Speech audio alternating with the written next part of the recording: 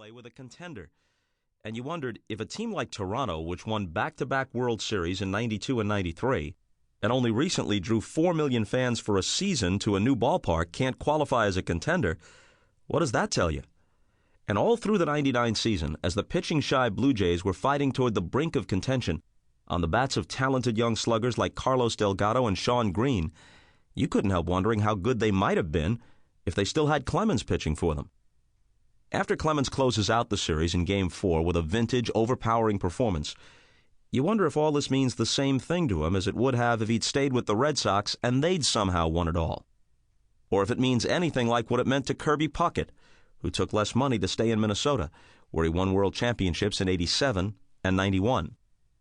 In the weeks ahead, instead of the normal shake-up of hot stove action, the rich get richer, and the ranks of those who can no longer compete grows to include what once were considered middle-market clubs.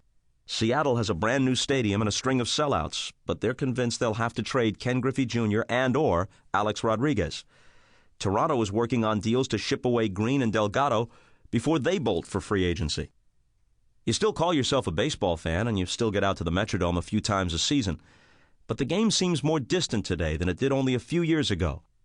You can't follow pennant races anymore because there aren't any, and the wild card seems hard to get excited about.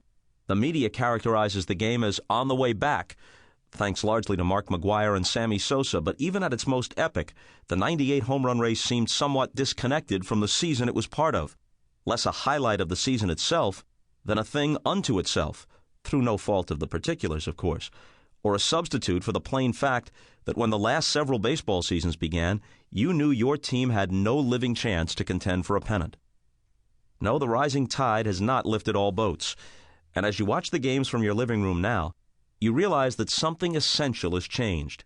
You're not nostalgic for the old days as much as you are for the more recent ones, when the fact that you had one of the best managers and farm systems in baseball was a crucial advantage, when star players wanted to be with the Twins, when the Twins owners weren't eyeing other cities, and when you could greet April with the hope that your team had a prayer. But as you sit and watch the Yankees celebrate, those days seem far removed.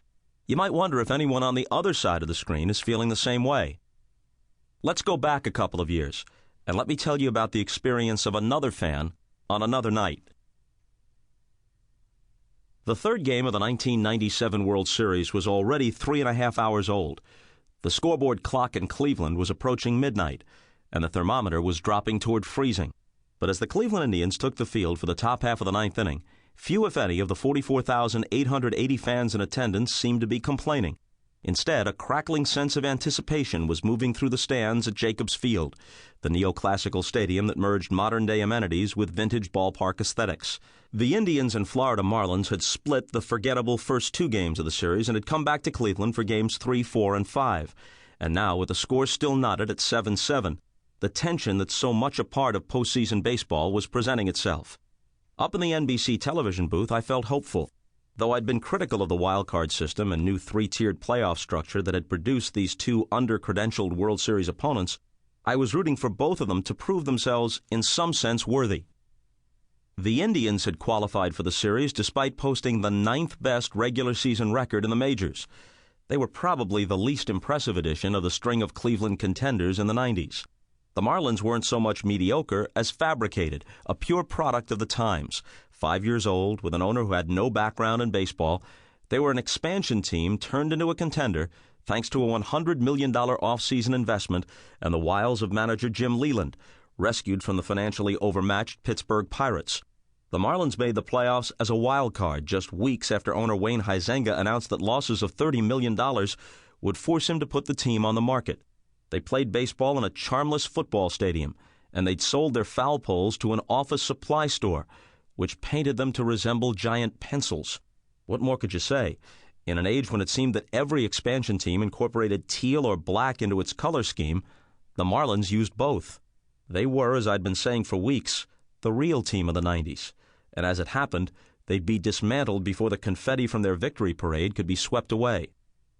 The matchup was not the stuff that programming executives dream of. Television ratings were already in the tank, the worst ever for a World Series to that point. Don Ohlmeyer, the head of NBC's West Coast division and the former executive producer of NBC Sports, had done his part to put everyone in the